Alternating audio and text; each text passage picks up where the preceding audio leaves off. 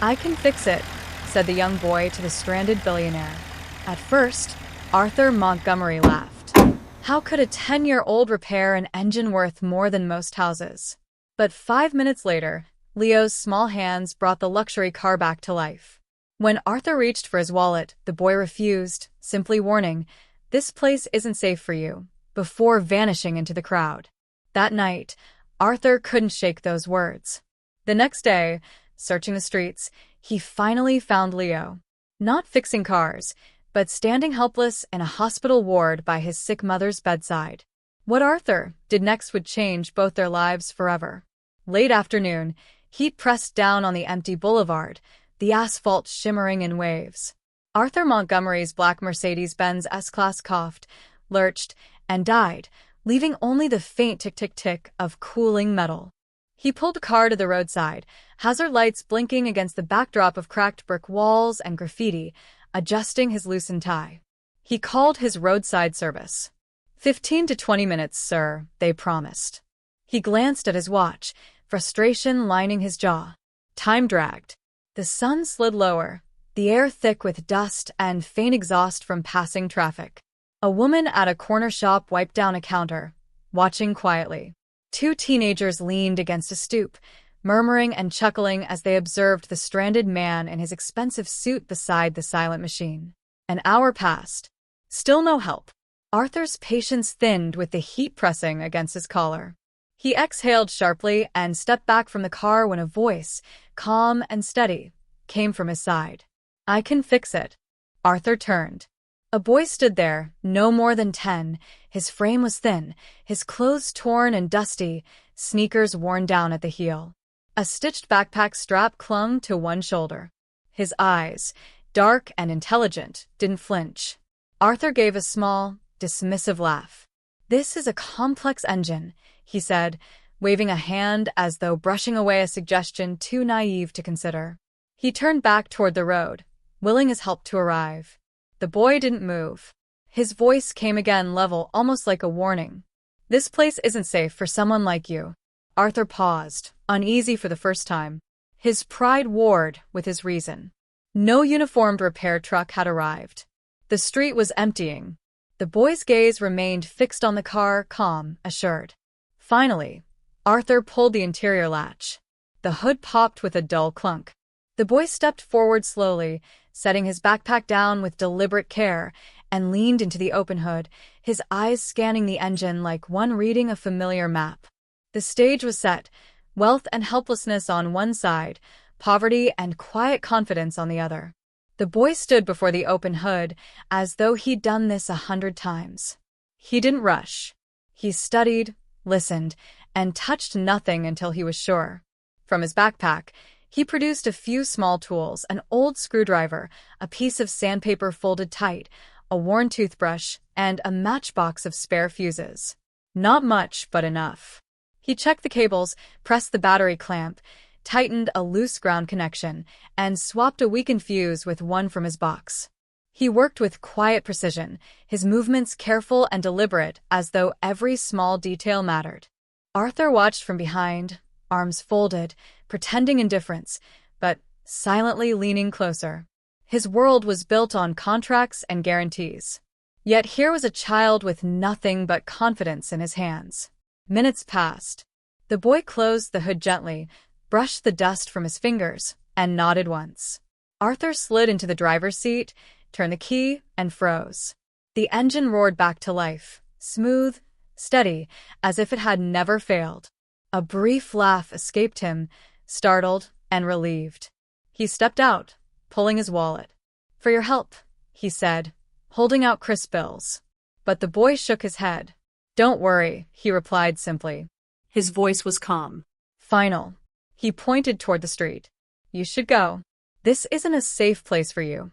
And with that, he slung the stitched backpack over his shoulder and walked away, disappearing into the flow of the neighborhood without asking for anything in return. Arthur stood there, money still in his hand, watching the boy vanish. The car purred at his side. Yet he felt unsettled, unfinished.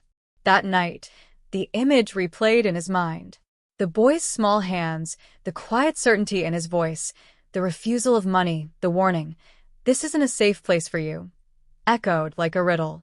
He lay awake, restless, knowing he couldn't leave it there. Tomorrow he would return. Morning light stretched across the city as Arthur steered the Mercedes back toward the same streets. He told himself it was just curiosity, but the tightness in his chest said otherwise.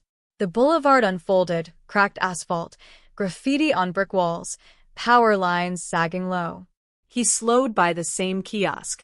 The woman who'd watched him the day before glanced up, recognition quick in her eyes. "The boy?" Arthur asked, his voice measured. "Do you know him?"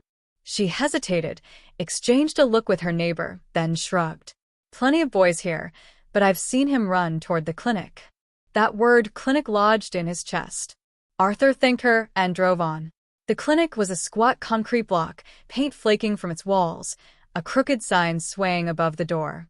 Inside, the air was thick with disinfectant, sweat, and fatigue. Mothers cradled sick children on wooden benches. A man coughed harshly into his sleeve. Nurses in faded scrubs moved briskly between patients. Arthur stood out immediately. His polished shoes, tailored jacket, the way he carried himself, heads turned, conversations hushed. What's a man like him doing here? And then he saw him. The boy, backpack hanging loose, torn clothes tugged into place. He hurried past the crowd. His eyes were sharp, but his shoulders carried urgency far too heavy for his age. He pressed through a half-open door. Arthur followed, stopping at the threshold. Inside lay a woman, her face pale against a thin pillow, oxygen tubing taped under her nose. Her breaths were shallow, the monitor beside her stuttering out uneven beeps. The boy placed his backpack gently at her feet, then took her hand in both of his, whispering words only she could hear. His eyes glistened but never broke. He stayed strong for her. Arthur leaned against the wall outside, chest tight. Fragments of gossip floated nearby. That boy, he's been the one keeping her alive. Always running errands, bringing scraps of money. People like him don't get noticed. Minutes later, the boy reappeared at the nurse's desk, clutching a small wad of crumpled bills. He whispered urgently, sliding them forward. The nurse shook her head, too little. The boy pressed the money into her hand anyway. "Please," he said. "Anything. Just do what you can." Arthur's throat tightened.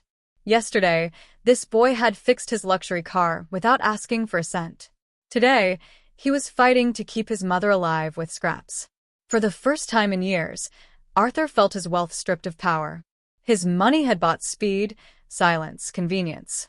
But here, watching the boy's desperation, he realized what it meant to need. And in that moment, he knew. He could no longer stand aside. Arthur stepped forward, his shoes sounding heavy against the worn floor. The boy turned, startled, his eyes narrowing with recognition. The man from the roadside. Arthur looked at the nurse, then placed a black card on the desk.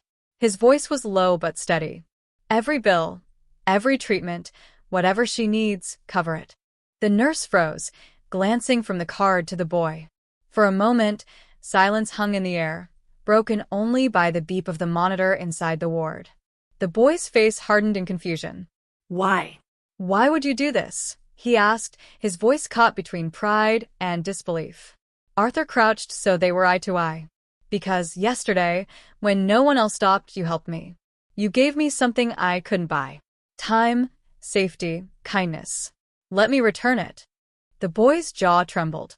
He wanted to refuse, to cling to the independence that hardship had forced on him. But the weight of his mother's breathing broke through. Slowly, reluctantly, he nodded. By evening, his mother lay in a private room, fresh sheets, proper oxygen. A steady drip of medicine. The boy sat by her bedside, his hand wrapped in hers. Arthur watched from the doorway, a quiet witness to a bond he could never buy but could help protect. News of the act spread through the neighborhood. Voices whispered in corners.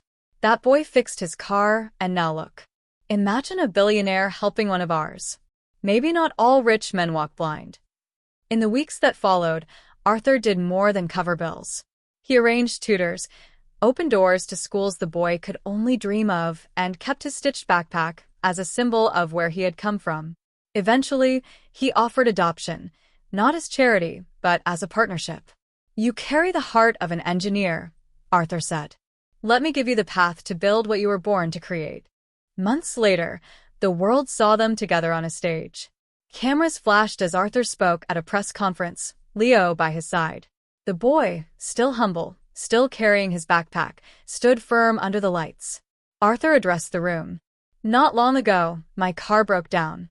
I had wealth, contacts, services, and no one came except him. A boy who had nothing to spare but still gave everything. He reminded me that real wealth is not in bank accounts. It's in courage and kindness and choosing to act when others look away. Applause filled the hall. Reporters scribbled furiously. Leo lowered his gaze for a moment, then lifted it again, his expression calm but unshakable. And in that moment, it was no longer a story of a stranded millionaire. It was the story of a boy whose small hands repaired more than an engine. They restarted a man's humanity. The world told me wealth was power, but that boy taught me that kindness is greater than gold. Because sometimes the poorest hands fix what money never could. Leo's story proves that kindness can change lives in ways money never will. If this touched you, don't just let it end here.